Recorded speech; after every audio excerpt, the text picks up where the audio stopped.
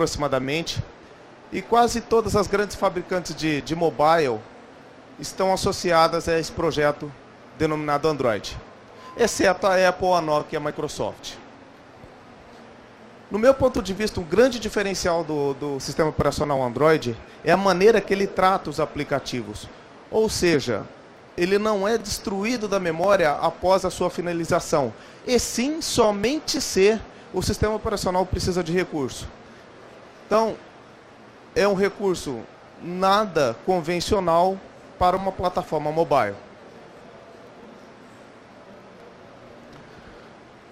Existe diversas lojas de aplicativo Android, ao contrário do que muitas pessoas pensam. Além da Google Market, existe a SlideMe, a loja da Toshiba, que eu acho que não está aqui, loja da LG. Eu não sei como que está a loja da Motorola, mas existem diversas lojas de aplicativo além da Google Market. No meio do ano passado, 2011, já estava atingindo a marca de 500 mil aplicativos a loja da Google, a Google Market. Um projeto que era bastante audacioso é o App Inventor, onde era uma interface de arrastar e soltar componentes e a aplicação já saía pronta. Estava disponível ano passado e já foi disponível o seu código-fonte. Se não me falha a memória, a Fundação Apache ou uma instituição adquiriu os códigos-fonte e vai dar continuidade ao projeto. Mas era uma plataforma que estava ativa e você conseguia desenvolver aplicativos sem sequer conhecer programação. Eu não sei o certo qual o destino dessa ferramenta, porém, eu sei que o Google disponibilizou seus códigos-fontes. Bom, eu acho que o grande desafio da plataforma Android é tornar compatível um único programa para toda a gama de devices que utiliza essa plataforma. É um grande desafio e não é uma tarefa fácil. Isso vai desde o tamanho do LCD até os recursos disponíveis e os seus respectivos devices. Por exemplo, tratar uma câmera hoje, elas trabalham de maneira completamente diferente de um modelo para o outro. Sem contar que alguns dispositivos têm câmera frontal, algumas trabalham com ISO 25600, que tem uma qualidade muito superior no ambiente com pouca iluminação. Outras são câmeras convencionais, tem câmera que tem flash, tem câmera que não tem. Tem câmera que trabalha com espaço de cor YUV, outras câmeras trabalham com espaço de cor RGB. Estão ouvindo melhor? Melhorou? O som parece que está baixo, o pessoal está mencionando lá no fundo. Bom, embora existam todas essas dificuldades, na minha opinião, o Android está se tornando uma plataforma imortal. Por quê? A partir do momento que os seus códigos-fontes são disponibilizados, novos projetos surgem baseados nessa plataforma. E, por consequência, os seus aplicativos tendem a serem compatíveis com essas novas plataformas, ou com esse fork, ou com esses clones, digamos assim.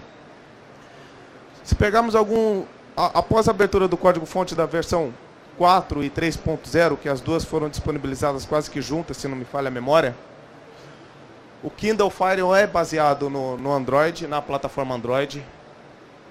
Mas algumas distribuições, mas algumas plataformas da China também são baseadas em Android, como o Baidu e outras plataformas da China. Dizem as más línguas que a Mozilla e o Facebook estão desenvolvendo seu próprio sistema operacional baseado na plataforma Android. A plataforma 4.0 tem algumas, não só a 4.0 no caso da tecnologia NFC, que está a partir da versão 2.3. O NFC é uma tecnologia que permite você trocar algumas informações com um dispositivo de pagamento ou com um cartaz. Por exemplo, um cartaz com o show da Ivete Sangalo com a tecnologia NFC, eu posso aproximar o meu celular do cartaz e efetuar a compra desse show. ou eu posso aproximar o meu dispositivo de uma máquina de cartão de crédito e efetuar o pagamento como um cartão de crédito.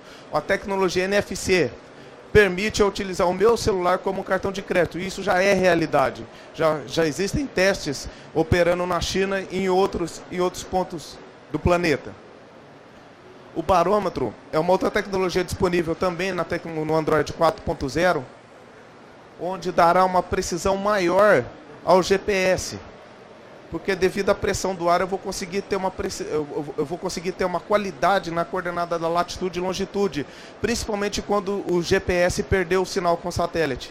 O barômetro vai auxiliar o GPS durante o deslocamento, sem contar que poderíamos ter uma previsão do tempo como nunca tivemos até o presente momento, porque se todos os celulares pegarem as informações da pressão atmosférica e enviar para um servidor, nós teremos uma previsão de tempo tão precisa que nenhum sistema até hoje conseguiu proporcionar para nós. E o reconhecimento facial também é outra tecnologia muito interessante, presente na plataforma Android 4.0. Existem controles remotos da Motorola, que é um device, é um controle remoto com Android. Mas por quê? Simples. Durante o ato, eu estou assistindo um determinado programa de televisão e eu posso tomar alguma atitude durante aquela programação. Eu posso comprar um produto que está naquela propaganda, eu posso ter uma ação dentro da internet em função daquele programa que está sendo transmitido ao vivo, por exemplo. Outro ponto importante é que aplicativos Android são executados agora na nova plataforma BlackBerry nos seus tablets. Os quadricore. Diz o oráculo que ainda esse ano alguns tablets terão poder computacional similar ao de um console de game, como o Xbox e o PlayStation 3. Tudo isso baseado no chip Tegra 3 da NVIDIA. Um processador com quad-core com Tegra 3 tem um poder computacional muito alto, no qual não podemos nem imaginar qual é o seu limite computacional. O que vem por aí, o meu preferido é o Asus Padfone, que é um dispositivo que funciona como celular e como tablet. Eu encaixo ele num outro dock e esse dock transforma o meu celular no tablet. Esse equipamento da Fujitsu, o grande diferencial dele é a câmera de 13 megapixels com ISO 25600, que a principal vantagem desse ISO é proporcionar uma imagem com melhor qualidade, onde se tem a coeficiente de luminosidade pequeno.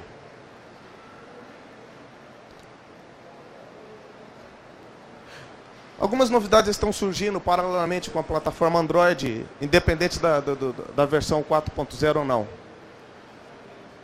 Uma delas é você conseguir detectar gestos com o celular. Ou seja, quando eu estou impossibilitado de tocar no meu celular com as mãos sujas, eu posso atender uma ligação com uma simples detecção de movimento.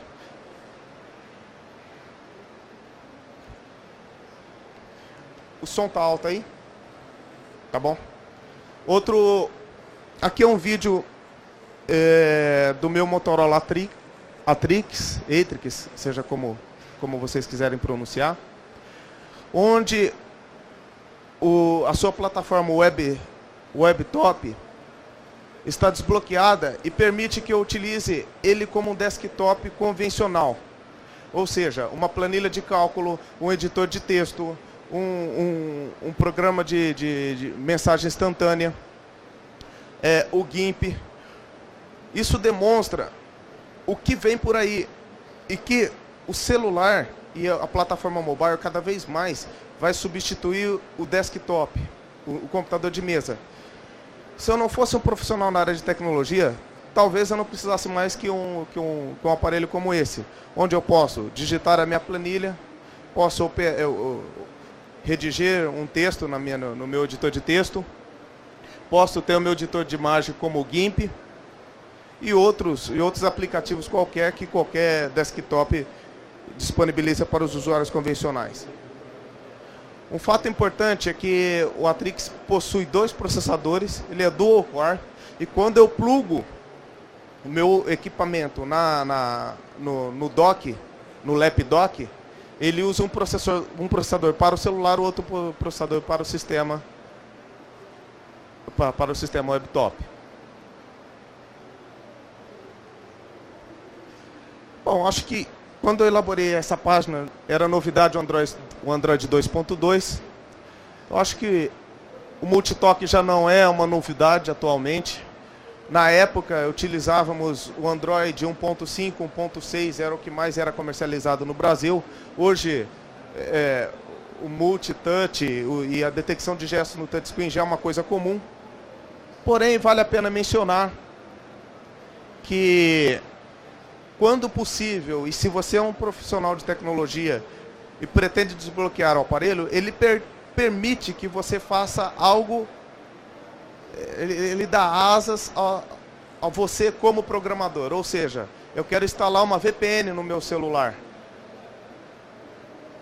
Salvo algumas exceções de aparelhos, eu preciso ter acesso ao root. Eu não consigo iniciar o módulo do kernel que permite operar com a OpenVPN. Outro ponto importante é que eu não lembro onde eu peguei. Foi na Saraiva. Eu peguei esse anúncio, um smartphone por R$ 279, com Android 2.1 na época. Aqui é a data, aproximadamente, foi no meio do ano passado. Significa que em breve, principalmente com o surgimento dos computadores, dos celulares quad-core, nós teremos bastantes modelos de smartphone custando aproximadamente R$100. A tendência é que os equipamentos, o preço do equipamento diminua e seja acessível para qualquer um na população obter um smartphone. Então o smartphone não vai ser mais um artigo de luxo. Todas as pessoas terão um smartphone. Então é uma hora de meditarmos. Ou seja, do mesmo jeito que tivemos a oportunidade de criar aplicações para o PC quando a população começou a adquirir computadores pessoais, e também surgiu a internet, teve a oportunidade de surgir empresas como o Google, agora nós estamos na fase do smartphone. Quantas aplicações serão demandadas pelo mercado? Quantas aplicações terão que ser migradas ou adaptadas à plataforma mobile, ou talvez conversando entre elas? Eu acho que um comerciante gostaria, em tempo real, de visualizar como está o movimento na sua loja através do smartphone. Então, isso nada mais é que uma integração com o sistema legado do PC ou da web para o smartphone. Outros acontecimentos também direcionam a plataforma Android para uma amplitude, uma invasão de mercado quase que imensurável. Existe um projeto que chama Android at Home, Android @home, que é o Android na sua casa. É um equipamento baseado no Arduino, que estará na sua casa, onde você com muita facilidade conseguirá, com o seu smartphone, desligar, apagar, controlar, acender e apagar a luz da sua casa, desligar a televisão, agendar a gravação de uma programação e tudo mais. Tudo isso será muito simples. Você terá alguns docks que serão colocados entre a tomada e equipamento que vai permitir ligar e desligar determinados dispositivos. E a Google está trabalhando rápido nesse projeto, ao ponto assim, já, se não me falha a memória, os testes já começaram ainda esse mês nos Estados Unidos em algumas regiões. A GM e a Ford, se não me falha a memória, uma desenvolveu um padrão de comunicação com os veículos e a outra uma API de comunicação ou um modelo de aplicação para comunicar com os veículos. Ou seja, no meu smartphone eu vou conseguir ver o nível da gasolina. Meu celular sabe que o meu carro está a possui 1/4 de gasolina. Eu estou em deslocamento, o GPS está coletando minha latitude e longitude. Ele sabe que tem um posto a N quilômetros, então ele pode me alertar. Olha, se você não abastecer naquele posto, no posto A, ou no posto B, ou no posto C, você vai ficar sem combustível. Sem contar que essa API vai permitir que o usuário seja informado com algumas revisões. Por exemplo, está na hora de trocar o óleo. e as operações, as revisões convencionais de um veículo.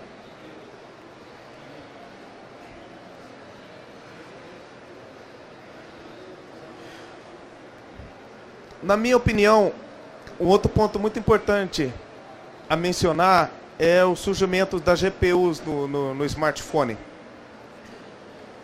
A GPU ela veio para dar não só suavidade e qualidade nos gráficos. Se você começar a utilizar a GPU presente nos smartphones, o poder computacional matemático dela é muito alto. Existe hoje um SDK da NVIDIA que permite que você faça todo o download e construa aplicações nativas ou com abstração em JNI da plataforma Android, usando todos os recursos da NVIDIA, da plataforma Tegra, Tegra 2, Tegra 3 e as futuras versões.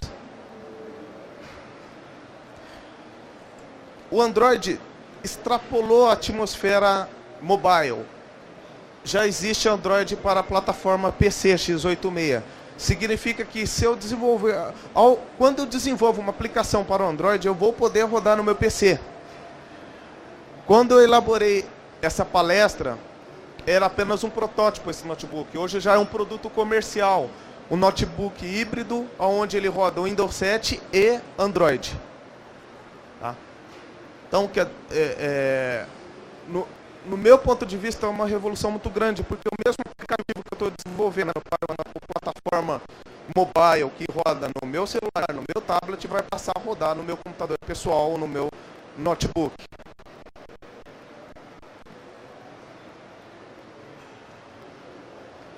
Eu estava mencionando sobre a evolução da GPU na plataforma Android. Um dos motivos é esse vídeo, onde é um projeto de realidade aumentada. É um projeto de realidade aumentada, onde houve uma palestra ontem. E reparem que esse projeto está sendo executado no Motorola Dexter. É um processador modesto de 500 MHz, aproximadamente. É menos de 600 MHz, isso com certeza. Acho que ele não possui GPU, um poder computacional baixíssimo, single core, e foi o primeiro celular, um dos primeiros celulares a ser disponível pela Motorola aqui no Brasil. Usando a programação nativa, usando o código nativo, foi permitido utilizar em tempo real a projeção de um objeto sobre o vídeo ao vivo. E calculando a sua perspectiva, analisando o número de quadros por segundo, fazendo a conversão necessária, matemática, para renderizar esse cubo em tempo real. Não só o cubo, eu posso renderizar qualquer objeto. Eu posso ter um modelo, uma planta de casa, em tempo real, projetar sobre aquele marcador.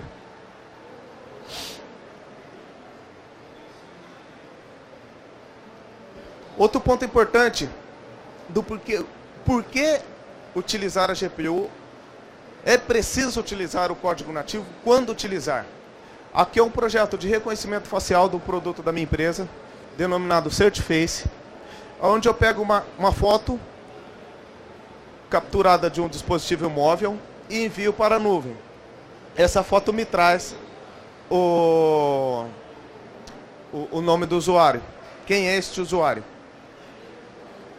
Eu não sei em qual equipamento eu estarei executando essa captura, eu não sei em qual resolução, eu não sei que espaço de cor eu estou utilizando. Então, obrigatoriamente, eu já tenho o quê? Pegar no menor tempo possível, eu preciso capturar o quadro, um frame ao vivo, transformar em escala de cinza. Por quê? Porque o canal RGB possui, no mínimo 3 vezes maior que uma imagem branca e preta. Aqui eu realizei meu sonho, podem dar risada, e também demonstra que a tecnologia funciona, é a prova de disfarce. Mas o foco desse vídeo é mostrar que, usando o código nativo, eu peguei o frame, converti em escala de cinza, mandei para a nuvem, fiz a conversão e devolvi. Não posso trabalhar com frames coloridos. Por quê?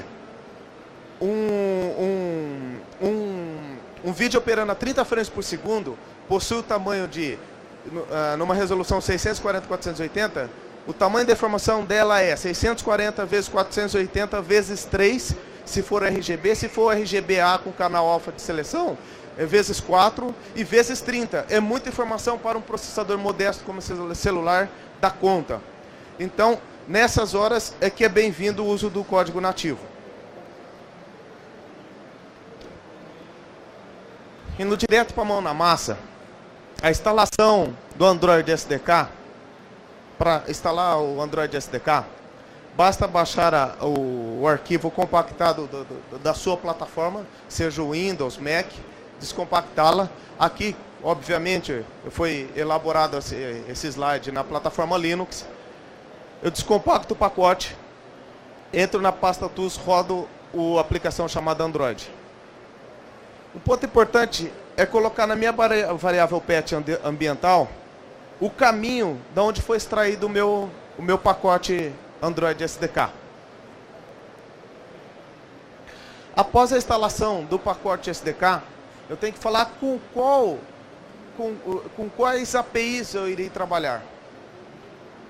Suponhamos que eu esteja trabalhando em um projeto específico para uma loja onde só existem celulares com a versão do Android 1.5.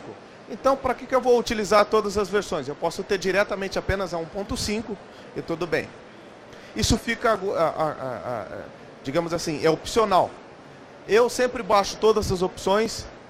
Quando não, eu baixo a versão 1.5, que é a mais, digamos assim, é quando realmente começou a penetrar no mercado brasileiro, foi a versão 1.5, não que não exista versões inferiores, e a última versão, que é a 2.3 e a 4, que já funciona tanto para mobile quanto para tablet.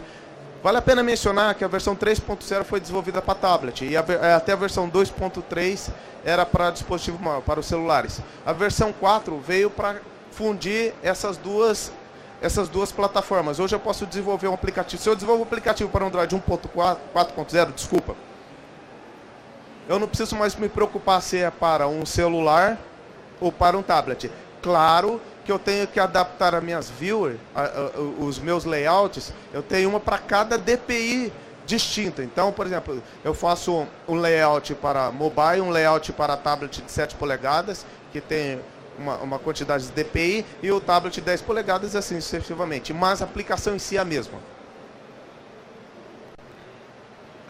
Bom, após a instalação se ocorrer um erro, basta você clicar forçar o uso do HTTPS, que em algumas versões, em algumas instalações é necessário. Após a instalação do SDK, você precisa de uma interface. Você pode utilizar programar no modo console, usar um editor de texto como o VA e compilar na linha de comando. Pode utilizar o NetBeans. Eu utilizo o Eclipse. Por quê? Eu tenho que escolher uma. Se for um OpenSUSE, você seleciona no IART o Eclipse e dá um instalar. Caso contrário, em outra distribuição, é um apt-get da vida, é muito simples. Se for no Windows, tem no Windows e no Mac, na página do Eclipse, desculpa, tem os procedimentos de instalação do Eclipse. Após a instalação do Eclipse, eu tenho que instalar o plugin do Google para o meu Eclipse. No meu caso aqui, eu já estou usando a versão 3.7. E ressalto também que maiores detalhes no Vivo Linux tem um tutorial passo a passo do que deve fazer, aonde deve entrar. Aqui é um resumo praticamente da instalação do Google SDK e o Eclipse.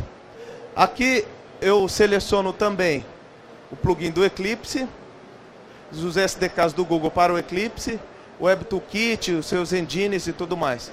Eu sugiro já selecionar tudo que estiver disponível após a conexão, após adicionar esse plugin aqui. Tudo que estiver disponível, adicione. A mesma coisa ocorre com o pacote Android Develop Tools. Eu adiciono a localização, aparecem as opções disponíveis, eu clico, ele já automaticamente começa a efetuar o download. Após o download, Eu posso criar as minhas máquinas virtuais Android. E também eu posso utilizar o meu dispositivo. Eu não preciso obrigatoriamente trabalhar com uma máquina virtual. Eu posso criar uma máquina virtual 1.5, 1.6, 2.0, 2.1 para testar o meu aplicativo. Ou posso rodar direto no meu celular se for uma aplicação para rodar especificamente nesse equipamento. Vamos criar uma aplicação. Como criar um primeiro aplicativo Android, um Hello World? Eu vou lá, create nova aplicação Android, coloco o nome do aplicativo, escolho para que versão eu estou trabalhando. No meu caso aqui é a partir da versão 1.5, então a versão 5 trabalha KPI 3. Então, mínima versão requerida, 3.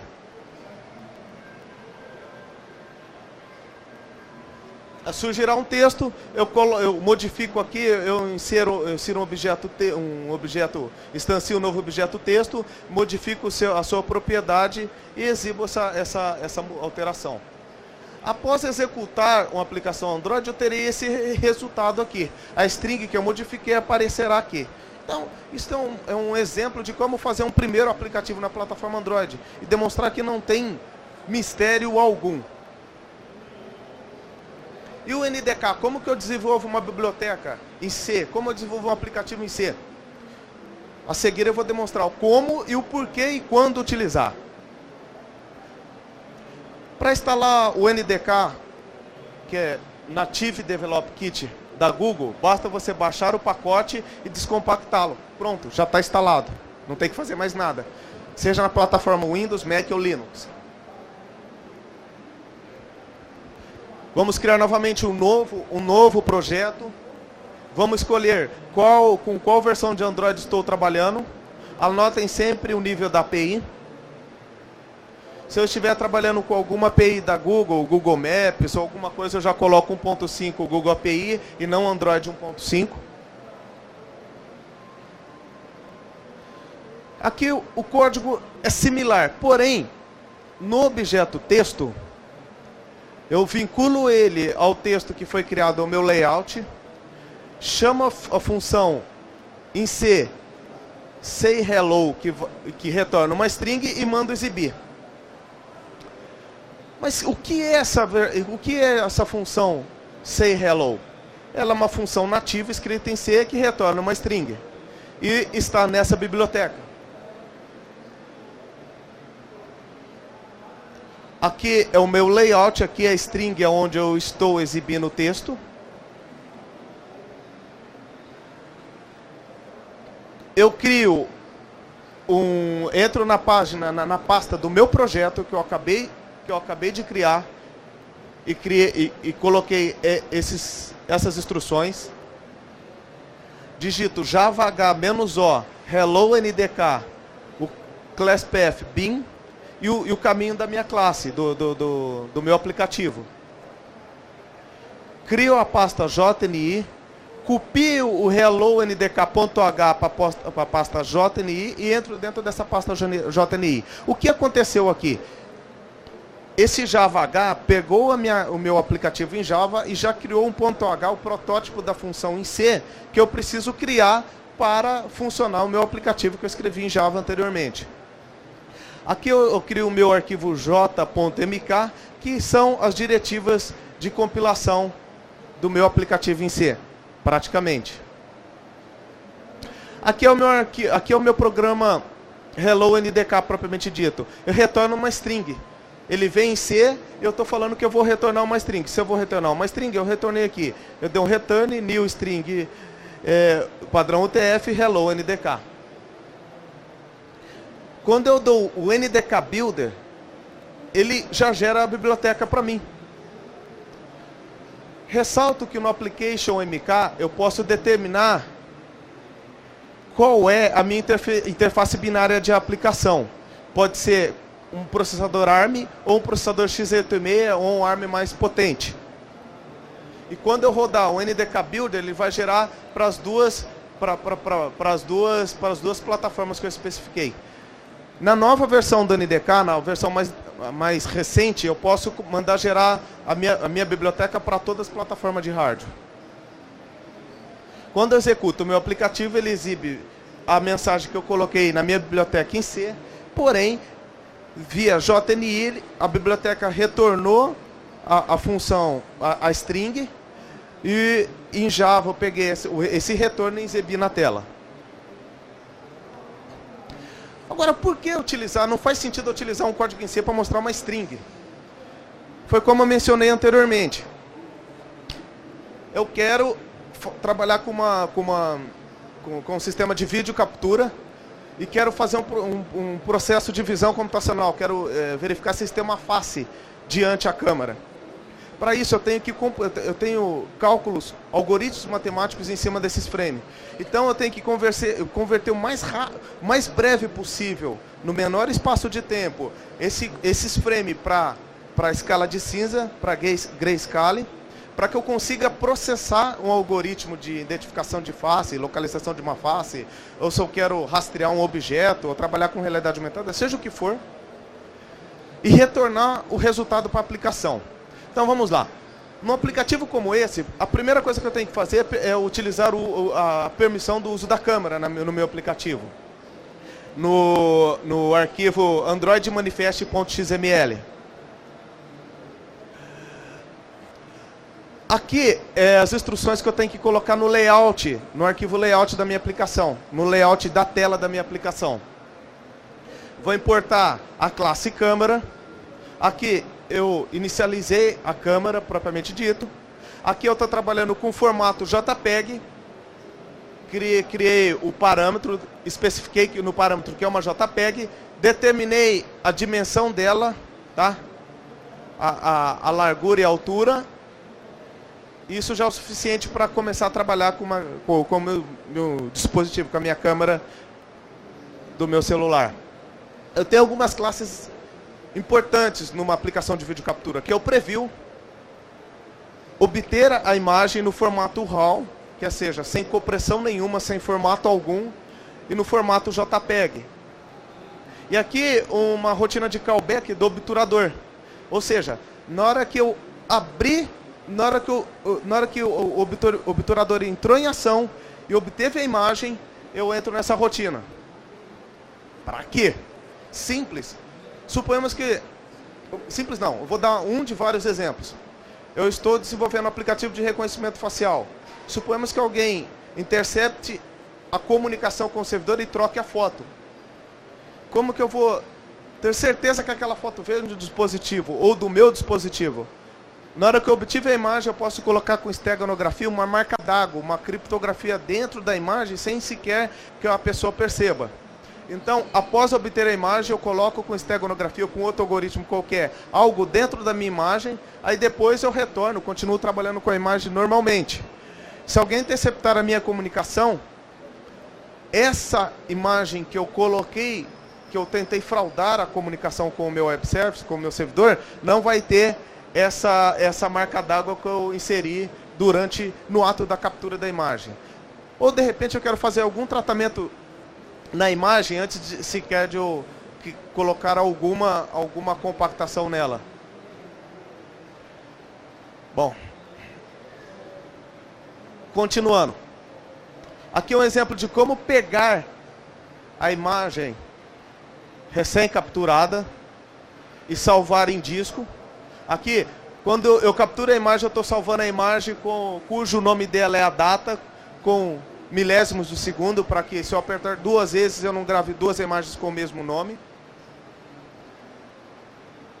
E aqui é um exemplo de como... É um exemplo de uma aplicação FaceFinder. Agora vamos ao aplicativo em C.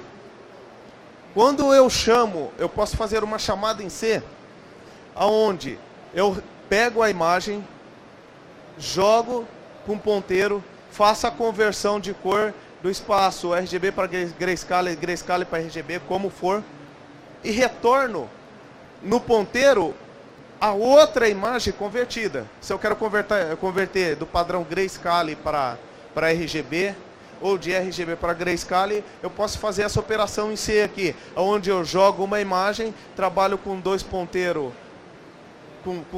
deixa eu ver, não, aqui não é nem ponteiro, são estáticos. Trabalho com duas matrizes estáticas e converto ela. Então, na hora que eu voltar para o programa Java, eu sei que essa segunda variável de retorno aqui já possui a imagem em escala de cinza. O mais importante, às vezes eu pego a imagem, converto ela em branco e preto, faço o cálculo e retorno ela em colorida. Por exemplo, reparem que aqui eu fiz um retângulo. Se eu estou trabalhando com a imagem em branco e preto, eu não vou retornar uma imagem branco e preto com retorno verde. Então, eu pego a imagem, converto ela em escala de cinza, trabalho, localizo as coordenadas da face, traço um retângulo, mas na imagem colorida. Aí eu retorno isso, por isso que tem aqui de RGB, de Grayscale para colorido novamente. Bom, parece complicado, mas nem tanto. Aqui, quando estou trabalhando com uma plataforma, trabalhando com código nativo, diversas aplicações escritas em Linux se tornam portáveis facilmente para a plataforma Android. O exemplo dela é a biblioteca OpenCV de visão computacional. Hoje, a biblioteca OpenCV, para quem quer trabalhar com visão computacional, é possível para qualquer um, sem ter que fazer magia negra. Porque, primeiro, a biblioteca OpenCV já dá suporte nativo para Android. Na própria página do OpenCV você já tem todas as instruções de como fazer isso. Então, tudo se torna muito simples. Eu crio uma variável Android NDK, informando onde eu descompactei o meu pacote. O Android NDK Tools, onde estão as minhas ferramentas. Ok. Aí eu baixo a biblioteca OpenCV convencional para Linux, descompacto ela, entro na pasta Android da biblioteca OpenCV de visão computacional que eu acabei de descompactar, entro na pasta script e rodo o script. CMake, ARM, ABI ou Neon ou outra plataforma que existir, vai depender dos scripts disponíveis das versões do Android. Talvez na versão atual existem mais scripts. Mas, resumidamente, você roda o script para gerar todas as diretivas de compilação. Entro na pasta building, recém-criado, e dou o comando make. E depois o comando make install instala todas as minhas bibliotecas OpenCV e joga para dentro da minha pasta NDK Android. Ou seja, ela junta com as outras bibliotecas nativas em Android. Durante a compilação, ele vai compilar também os códigos exemplos. Os códigos exemplos tem um código nativo escrito totalmente em C e tem um código que usa as bibliotecas do OpenCV, mas porém eu estou interfaceando com Java, ou seja, toda a interface visual é o Java, eu só estou usando processamento matemático na biblioteca OpenCV. Para testar, eu instalo o programa no meu Android com o comando db push hello hello Android na pasta Android. Dou uma db shell chmod 777, que é para dar o direito de execução, não precisa ser obrigatoriamente 777, pode ser 770. Dou uma db shell /data hello Android. Esse programa o que faz? É mais para testar se a tua compilação, se o teu ambiente está funcionando corretamente. Ele vai fazer o quê? Via OpenCV, ele vai criar uma imagem memória numa resolução qualquer, não lembro agora, e vai escrever hello Android e salvar na pasta SD-card uma imagem hello Android.png. Com isto, você pode trazer de volta essa imagem recém-criada pelo aplicativo escrito em C, que você rodou da tua máquina dentro do Android, e verificar se a imagem foi criada com sucesso. Se criou, significa que teu ambiente de trabalho está funcionando corretamente. Tanto o NDK como a biblioteca de visão computacional. Para instalar os exemplos em Java, existem vários. Basta digitar db install, tutorial 1, 2, 3, e o nome do aplicativo, que é, nesse caso, add.opencv.apk. Existem vários APKs de exemplos, vários aplicativos em Java que chamam a biblioteca em C de visão computacional OpenCV. Aqui é um exemplo dessa aplicação que eu mencionei para vocês. Após a instalação, surgirá esse ícone no celular. Você executando esse ícone, a aplicação em Android, usando o OpenCV, já está utilizando o dispositivo de vídeo captura. Sobre o vídeo ao vivo, com APIs da biblioteca OpenCV, eu estou escrevendo sobre o vídeo ao vivo. A biblioteca OpenCV também está fazendo a conversão do espaço de cor de RGB para escala de cinza, independente do modelo da câmera. E nesse vídeo também tem um recurso de detectar os cantos da imagem. Então repare que em tempo real, com o celular Motorola Dexter, que é muito modesto, tem menos de 600 MHz e é single core, em tempo real eu consigo processar os cantos da imagem, os cantos da figura, em tempo real. Então isso é um exemplo de uso do aplicativo em C na plataforma Android e o porquê utilizar um código nativo dentro da plataforma Android, para obter performance e não comprometer o desempenho da aplicação. Uma observação interessante é que com o surgimento da plataforma Android, não só o botão menu do Android deixou de existir, o padrão de desenvolvimento visual sofreram algumas alterações. Então é bem interessante procurar na página da Google, aqui tem um endereço também, de algumas boas práticas para desenvolver aplicativos para a versão 1.5, 2.x, 3 e 4.0. Porque o que acontece? Se eu não faço isso, se eu não uso essas boas práticas, a minha aplicação fica compatível até a versão 2.3 ou 3.0, aonde ela trabalha com essa barra de menu. Que é essa barra de menu que eu vou mostrar logo a seguir aqui. Só um momento. Essa barra aqui que vai aparecer aqui embaixo é a barra de menu que não tá, que ela foi retirada da versão 4. Então, aqui tem algumas práticas de como contornar e como desenvolver o aplicativo compatível para todas as versões.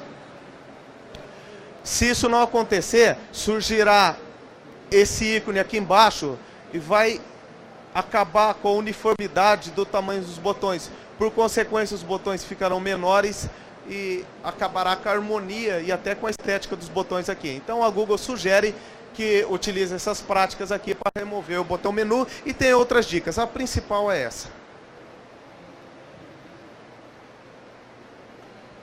Bom, gente, isso eu tentei sintetizar os principais passos iniciais para o desenvolvimento na plataforma Android.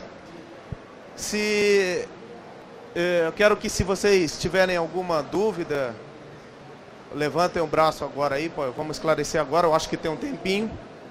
E críticas e sugestões pode mandar para cabelo@opensuse.org. Eu não vivo só de elogios, é só com críticas que eu consigo melhorar o meu trabalho. Então, se vocês acharam alguma falha na minha aplicação, não gostaram de alguma coisa que eu mencionei nessa palestra, coloquem para mim pessoalmente, eu vi e-mail, porque é só com a crítica de vocês que eu consigo evoluir a minha apresentação, o meu trabalho. Obrigado a todos e dúvidas, levantam a mão. Tem outro microfone?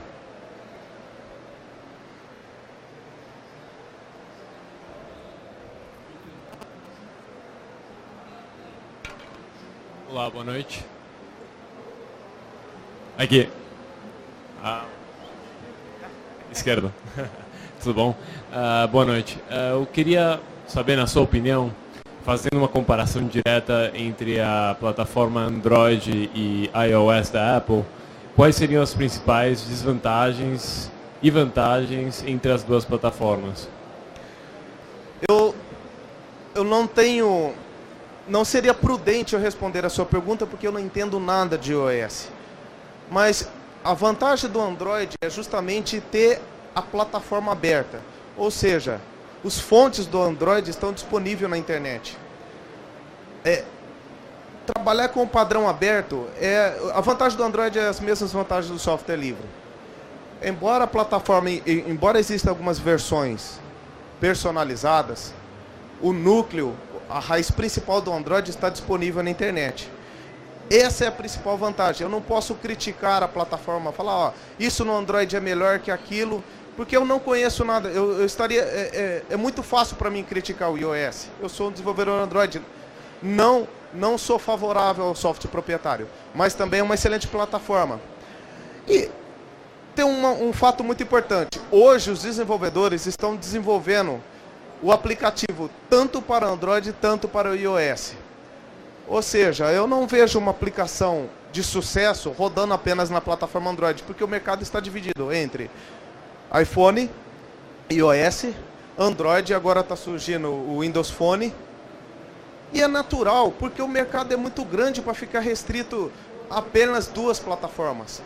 O mercado de smartphone é muito grande. E surgirão existem mais produtos, mais tecnologias. Estão surgindo novos tablets aí com KDE Plasma. Surgirão outras alternativas. Eu não fico à vontade de falar, ó, isso no iOS é pior, é melhor. O iOS tem algumas vantagens. Eu tenho um iPad, inclusive eu desenvolvi uma distribuição Linux para que você desenvolva software no iOS sem precisar obrigatoriamente ter uma plataforma da Apple, um Mac. Chama Limobile. Mas, novamente, eu não me sinto à vontade porque eu conheço muito pouco da plataforma iOS para criticá-la ou falar que algo da plataforma iOS é pior que a plataforma Android. O que eu posso falar para você é que o principal diferencial é que se existe algum problema na plataforma Android, você é um desenvolvedor, você pode ir lá e corrigir e dar sua sugestão. No iOS você fica restrito à solução do proprietário, da Apple. Ou seja, a Apple, existe esse problema, tem que corrigir. Se você é um desenvolvedor, você pode dar sugestão de como de como solucionar um suposto bug na plataforma Android. Isso é o máximo que eu posso chegar na sua pergunta. Não me sinta à vontade em falar o que é melhor, o que é pior na plataforma iOS, tá ok?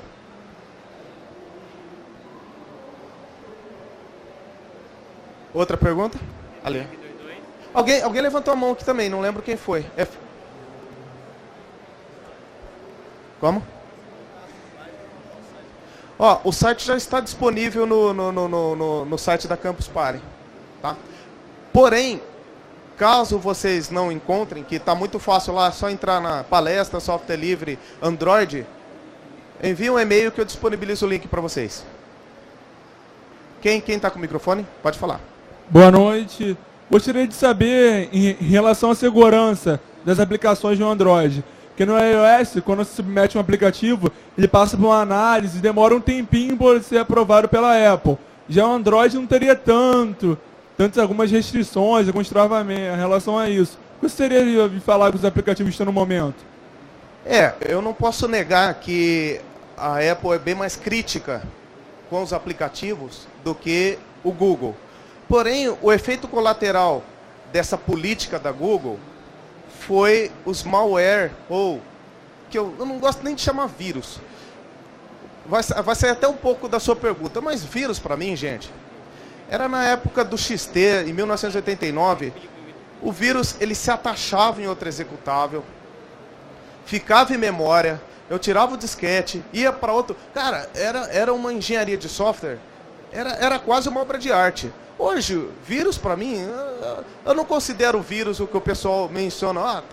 Vírus hoje para mim é um programa, entre aspas, burro, os vírus atuais.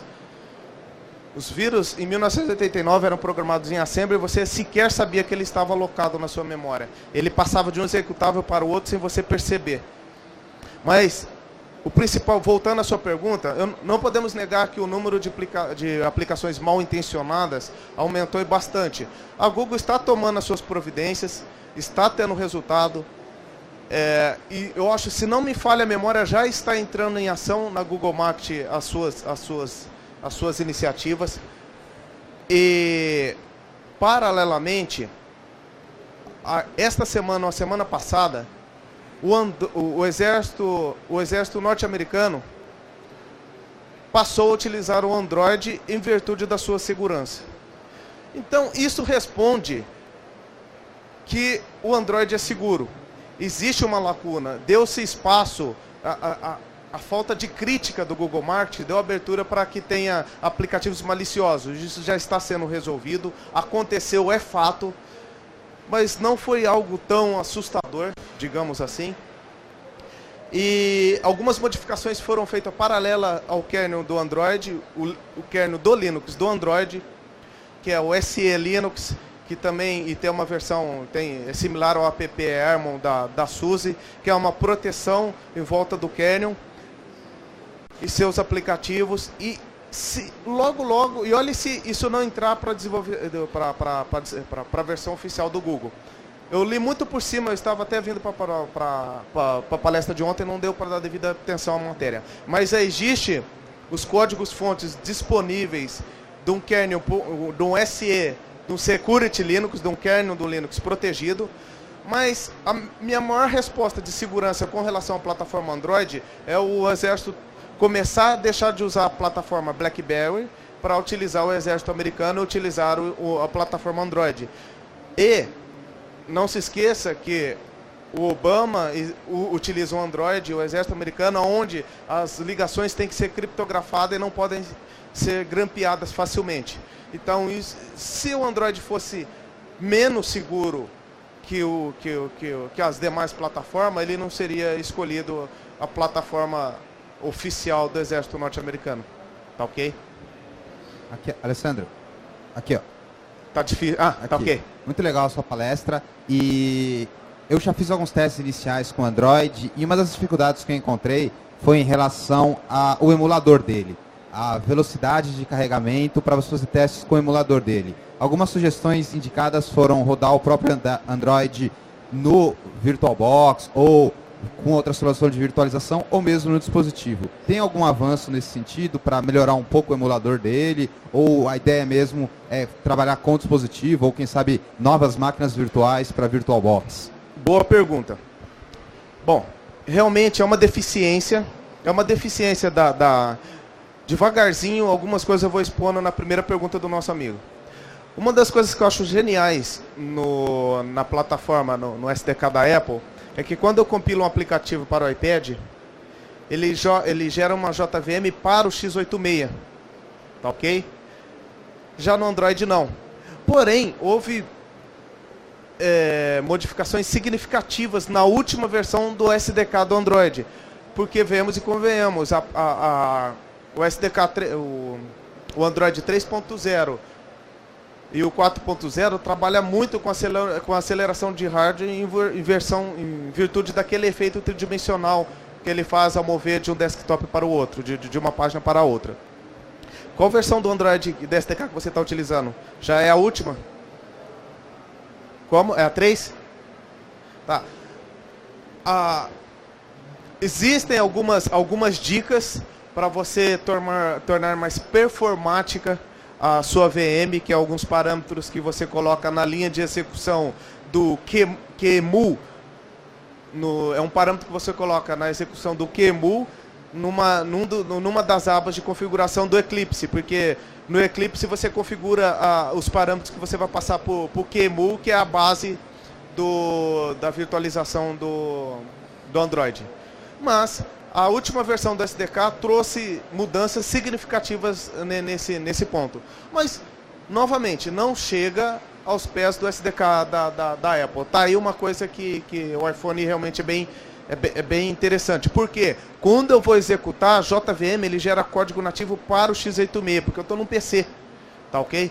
No caso do Android, não. Eu gero uma instrução para a plataforma ARM, porque o kernel do Linux que eu uso na minha VM do Android é um kernel para a plataforma ARM, não para uma plataforma x86. Aqui, ó. Oi. Respondida a pergunta, mais alguma coisa? Tá ok? Aqui, próximo. Esquerda. Aqui na sua esquerda. Aqui. Tá difícil. Boa noite. Eu queria começar a desenvolver aplicativos Android, mas eu tenho uma dificuldade que é com relação à fragmentação. Então eu queria que você falasse um pouco mais sobre essa compatibilidade que você falou que existe entre versões e que você me desse uma dica de qual seria a melhor versão para eu começar a fazer aplicativos para Android. Olha, Se formos falar de compatibilidade, daria outra palestra. A minha sugestão é que você comece com... Vai desenvolver um aplicativo? Primeiro, você não quer desenvolver um aplicativo que rode apenas no seu dispositivo, independente do recurso que ele tenha. Comece na versão 1.5. Eu vou desenvolver o meu aplicativo? Tá, usa o SDK 1.5. Somente se você precisar de uma função que está disponível numa versão superior, a utilize.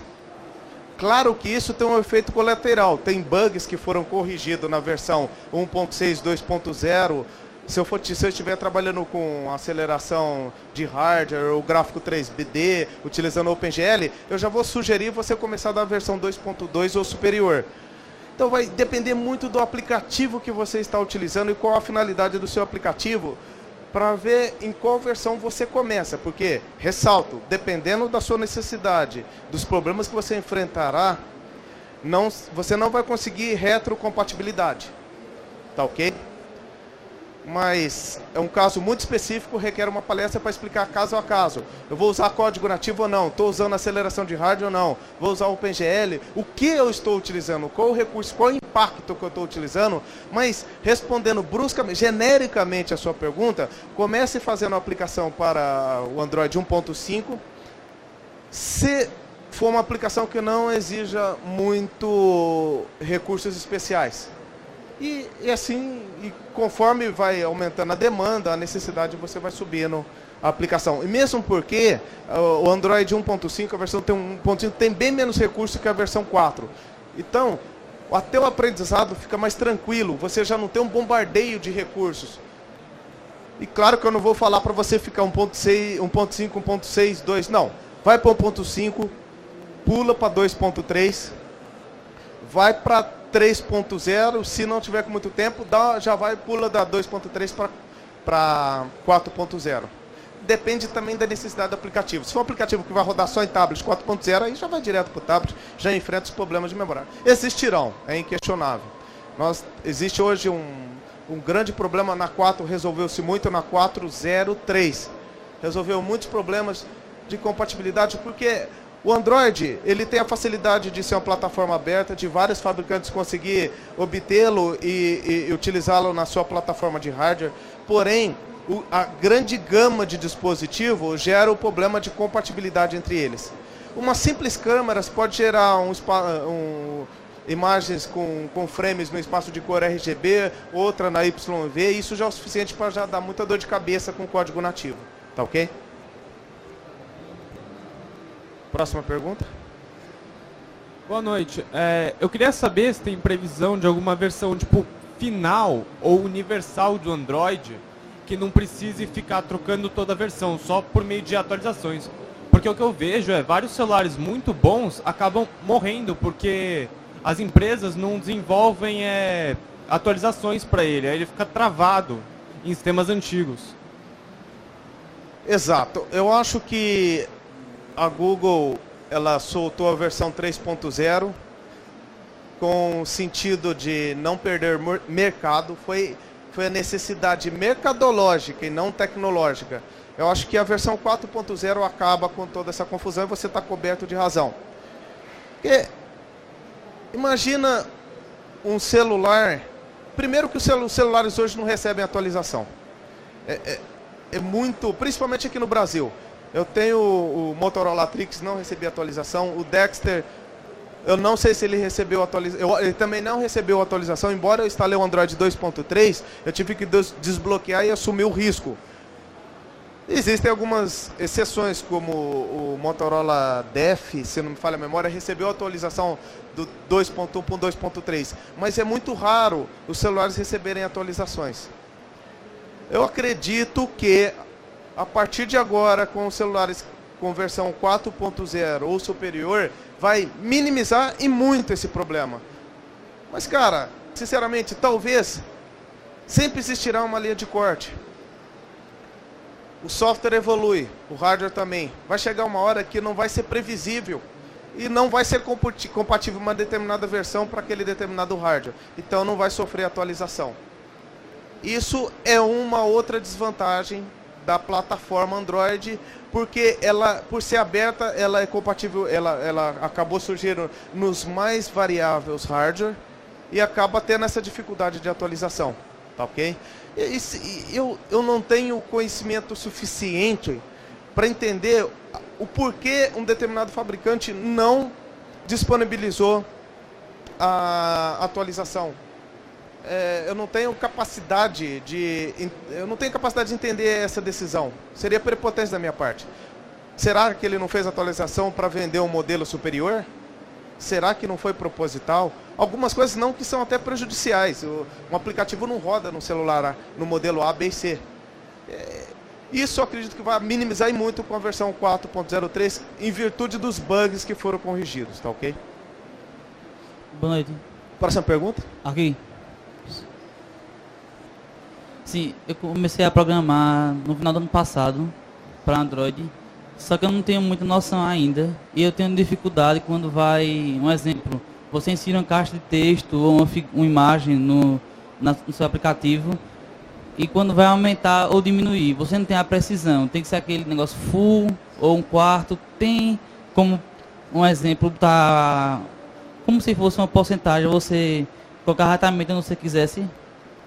Você tem uma imagem e ao modificar o tamanho dela, distorce? Exatamente.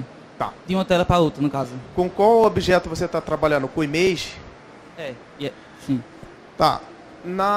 Eu não sei em qual versão do Android, dependendo do objeto que você trabalha, eu te envio depois por e-mail, que eu não vou saber a versão exata, a partir de qual versão, você tem componentes que já faz a suavização de serrilhado. Mas isso também está diretamente relacionado ao DPI, a quantidade de DPI que o seu layout está preparado. Porque quando você cria a tela no XML, no layout main.xml, aqui, deixa eu ver, não, aqui. Quando você cria um layout aqui, você tem como informar a quantidade de DPI que vai ter nesse formulário. De repente a imagem não está distorcida, mas sim a quantidade de DPI que ele está preparada é insuficiente para aquela imagem. Existem essas duas relações. Por exemplo, se eu estou trabalhando com um tablet, eu tenho que gerar um outro main XML e traço alguma coisa aqui para um tablet de 7 polegadas, para um tablet de 10 polegadas e para Android, e assim vai. Tem uma especificação, existe um padrão, é outra regra de boas práticas para o Android que eu mencionei no final dessa palestra, que foi o penúltimo slide. Porém, façamos assim, zipa teu código-fonte, eu vejo qual é a sua necessidade. Inicialmente, no meu entendimento, foi o componente que você está usando ou a quantidade de DPI que você está usando aqui no seu layout. Minha dúvida era justamente essa, se tem diferença de um 7 polegadas para um 9 e tal. Tem, porque é o seguinte, se eu pegar essa aplicação aqui, colocar uma imagem e colocar ela full screen no Samsung Tab, que é 7 polegadas, ele já vai causar distorção ou ele não vai ocupar 100% da área. Então isso já responde a sua pergunta. Se eu forçar o uso 100% da área útil do tablet, ocorrerá distorção. Então eu mando para você por e-mail, me envia e-mail cabelo@openSUSE.org, que tem a especificação. Você cria lá um outro XML que é traço 600dp, alguma coisa assim, que determina que num tablet de 7 polegadas ele vai usar o main específico para aquela definição, e não para a definição de smartphone, ok? E como existe o smartphone com infinito, por exemplo, o meu Matrix tem uma definição muito maior que o do Motorola Dex, então você pode sofrer essa distorção sim, tá ok?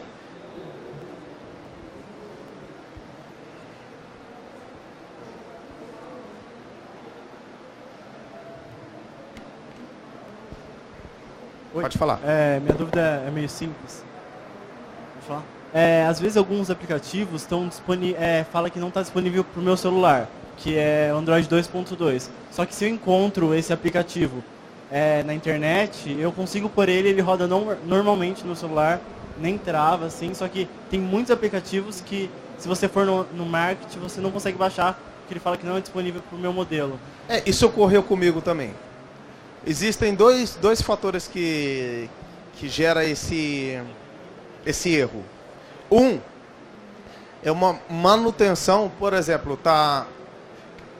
Eu falei que a Google estava tomando algumas providências com relação aos aplicativos mal intencionados e os malware.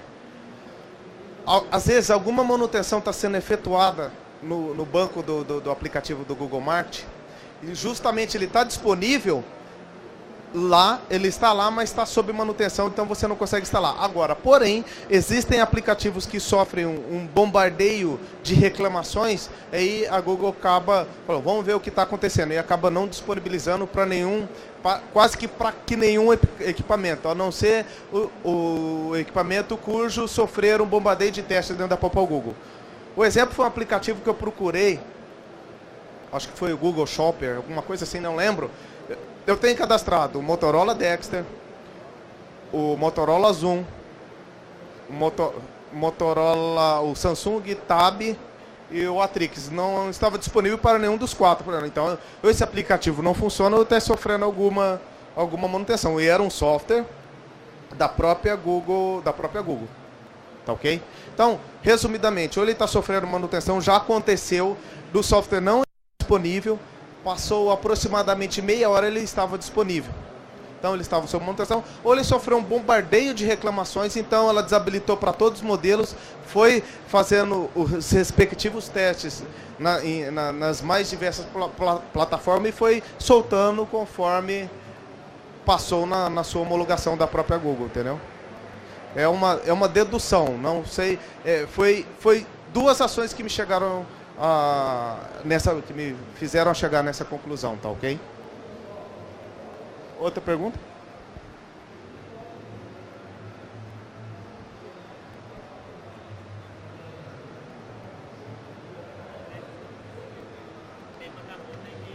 Gente, é a última pergunta, o tempo acabou. Acabou? Ah, já acabou. Acabou o tempo. Obrigado a todos pela atenção.